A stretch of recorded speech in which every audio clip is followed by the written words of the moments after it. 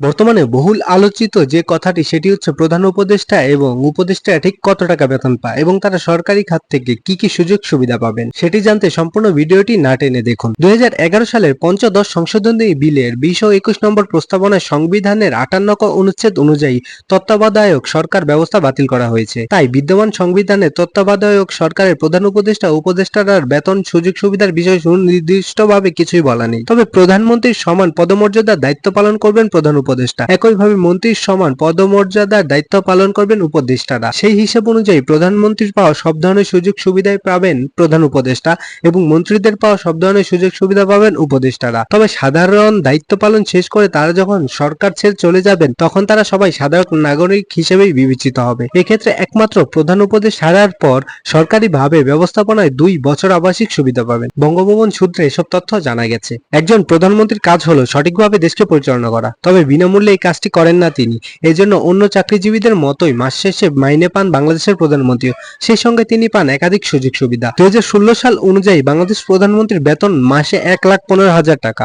এছাড়া তিনি মাসিক বাড়ি ভাড়া পান 1 লাখ টাকা, দৈনিক ভাতা পান 3,000 টাকা। বর্তমান প্রধান উপদেষ্টাও একই সুবিধা পাবেন। প্রধানমন্ত্রীর মাসিক বেতন ছাড়াও যাতায়াত খরচ, বাড়ি ভাড়া, ডেইলি অ্যালাউন্স, ইন্স্যুরেন্স সুবিধা, কূটনৈতিক পাসপোর্ট, নিজেদের দফতরের জন্য চিকিৎসা সেবা সহ আরো অনেক সুবিধা পেয়ে থাকেন সরকার প্রধান, যা তাকে পুরোটাই দেয় রাষ্ট্র। নতুন সরকার প্রধান উপদেষ্টার জন্য ওইসব খরচ পুরোটাই দেবে রাষ্ট্র। বাংলাদেশের প্রধানমন্ত্রী সাধারণত নির্বাচিত হওয়ার পর একটা সরকারি বাসভবন পান। অতীতের রেকর্ড মতে বর্তমান প্রধান উপদেষ্টাও একই সুবিধা পাবেন। এর সাজানো থেকে শুরু করে রক্ষণাবেক্ষণ যাবতীয় খরচ বহন করবে সরকার।